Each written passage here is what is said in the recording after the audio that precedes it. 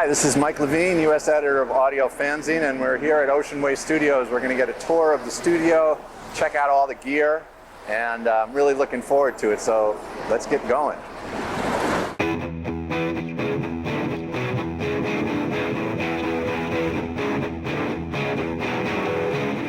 All right, so we're in Ocean Way Studio B.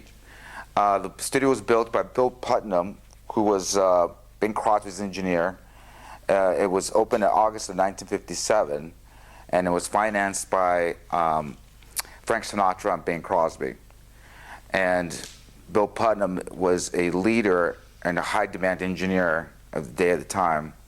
He, helped shape the technologies of the echo chambers and the multi-band equalizers and acoustical treatments that happened, like in this very room. And nothing has basically changed since 1957 in this room. Wow. So you're literally walking back into a sonic temple, per se. Wow.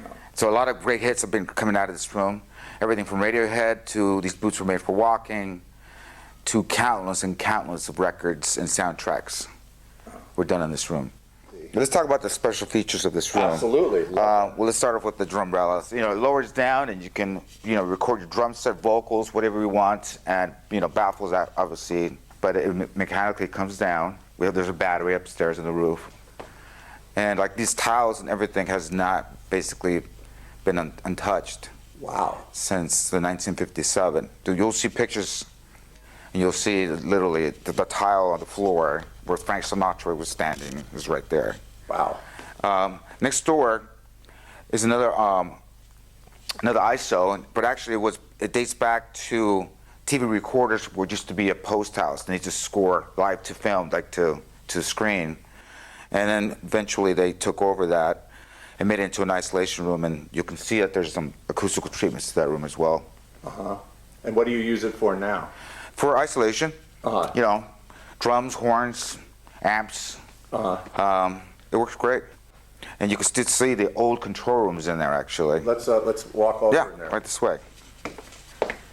So it'll be like an orchestra will be here, or horns, whatever. There'll be a screen that came down here, and you'll see the projectors were up there.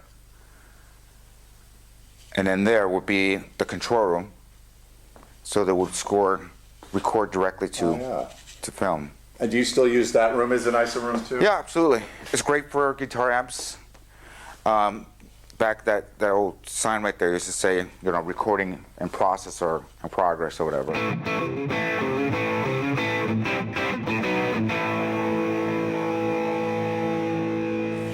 What type of a session are you set up for here? Today I'm just doing some overdubs. We're doing some piano, B3, bass with the wonderful Nathan East. Oh, man. I know, right? And then we're going to do some vocals. And I noticed on let's walk over to the vocal mics for a sec. You've got a C12 and a U47 here. That's correct. And do you have both up so you can try one or the other? Yeah, it's for an A-B we're doing. Yeah, because the artist has a voice that typically on a 47 isn't the right for him. But this is a different 47 than he's used in the past. So we're going to hear, which one complements his voice a little better.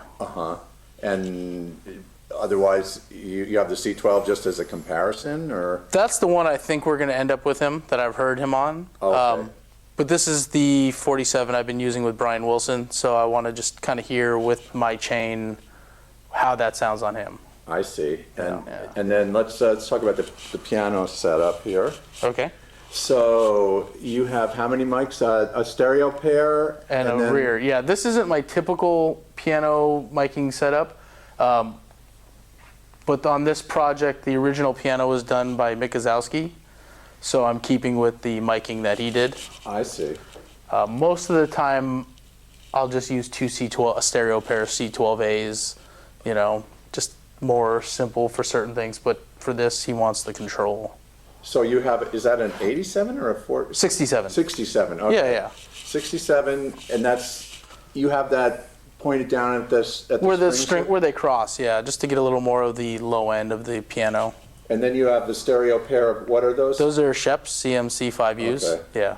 So you get most of the sound out of those, Yeah. and then you supplement with the. Yeah, you do it to fill it in because the Sheps don't have the low end of like a C12A or a C12, something like that. Okay. Cool. And then we have the M50s just for a little ambience to just kind of give a little depth. Oh, this pair here. Right. Yeah, because on some of the songs it's a little more vibey, so that he can change up the sound quite easily. I know we can't say who it is, but what type of music are we talking about?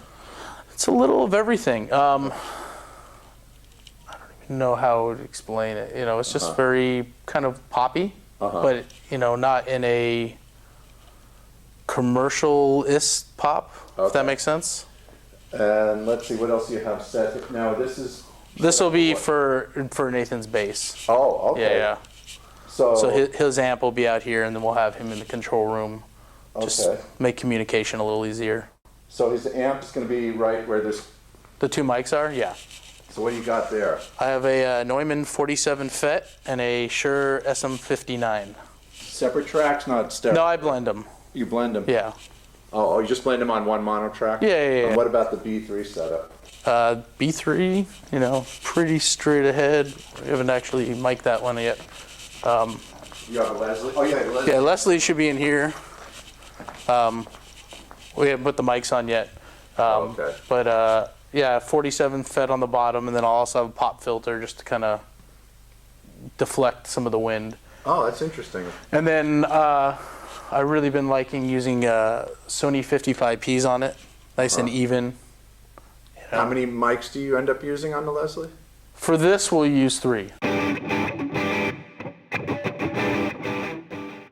This is a Neve 8068-88.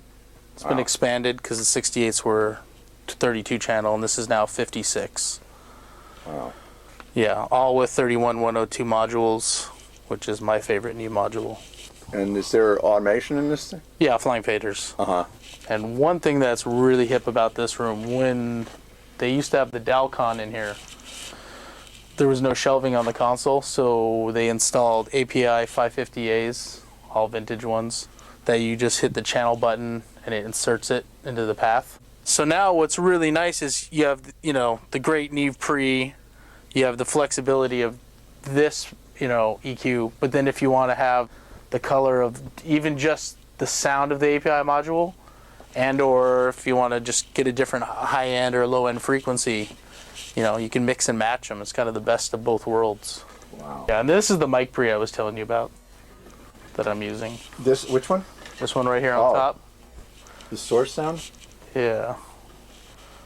Is that a custom built? Yeah, it's a custom. It's basically an API line driver that's been modified so it can accept the microphone. Super high gain, but it's really open and pretty flat all the way up to 100K. And then underneath it is a Yuri. That's 1176. Oh, it's an 1176. Yeah, okay, silver face. Silver face. Okay. Yeah, which for some reason I prefer for vocals most of the time if I'm using 1176. Okay. And then you have a couple of old LA2As here. Yeah, and then in the rack over there on the left, there's the LA2As, but for the other 1176s, Right. And some of them probably made upstairs. The bottom one's actually one of the new universal ones. Oh. Sometimes you want, a little cleaner sound. And then we have the mid-range Pultec. A few Langs below that, which is great EQ. Yeah. Yeah. The silver ones. And they're great. They're very transparent. It's great on certain, like if you snare drum or certain things, you can add fundamentals that don't necessarily exist in the source. Wow. Yeah. And then we have a Compex, the one with the colored knobs. It's a compressor limiter. If you want to really get that huge drum sound, to really compress the rooms, it works well. And then obviously an original Fairchild, which we have in all the rooms here.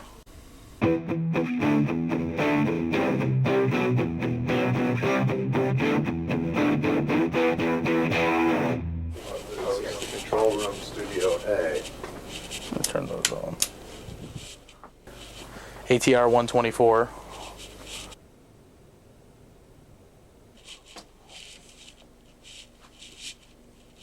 It's 2-inch, could be 24 or 16, depending on the head stack. Then a BCM 10. In this room, just outboard gear. Another Fairchild, more 1176s, Langs, you know. This gear has a little bit different outboard gear. And is there a particular reason an artist would choose A over B? Okay, well, the rooms sound different, and the console, huge part of it. You know. So talk about this console. Well, this is, you know, one of the few Focusrites that were made. You can see the plate actually shows the number of it. And the old tech here did numerous modifications on it. So unlike a lot of Focusrites that tend to be a little soft sounding, it's been opened up. They bypassed a lot of different transformers that were unnecessary. So this is all modular? Yeah, yeah. This is what Rupert made after the like the 80 series when he left Neve. Wow. Yeah. But for acoustic instruments, it's just amazing sounding. Because of the mic pre's, or? The mic pre's, just the way the console blends things. I mean, recording. I mean, I would say now these pre's sound very like a crossbreed of an API and a Neve without the low end bump of a Neve. You know, very open and warm, but still clear. See those NS10s up there? Yeah. And Genelex. Correct. Yeah, all the rooms here have 1032s.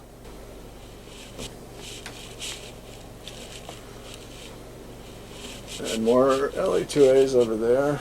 Yeah. A couple Pultecs.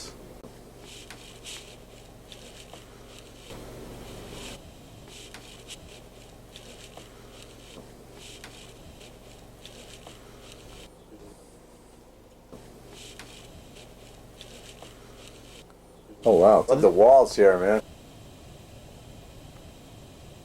How did that get like that? That changed in the 1980s when they redid the floor. They also redid the fabrics in here, Oh, it's very cool. like the early 80s. But it's really good sounding fabric. Right, that's the most important thing, of course. Yeah. Sounds good so you can't touch it. Yeah, this red panels.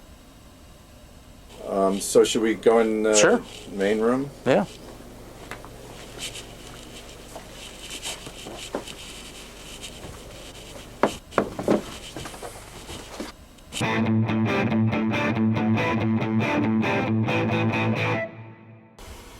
This is actually Frank's room. This is like where Frank did most of his recordings in here. Oh, really? Yeah.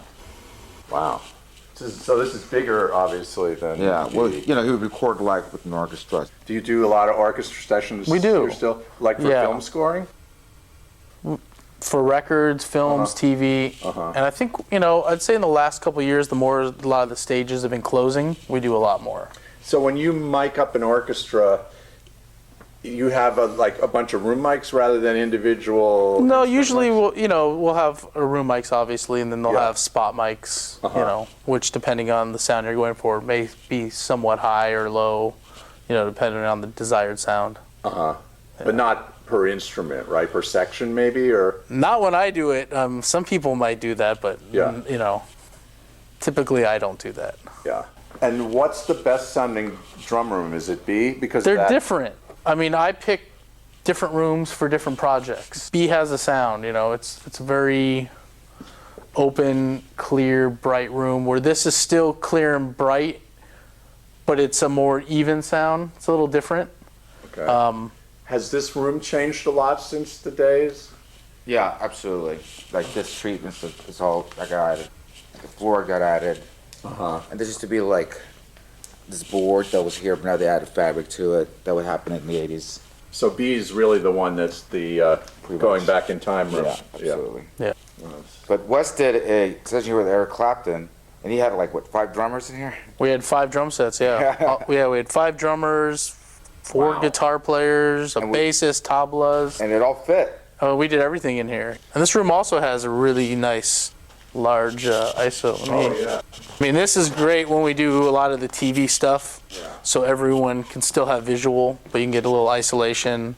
You know, or if we're doing a rock thing, we'll just build little dog houses for the amps in there.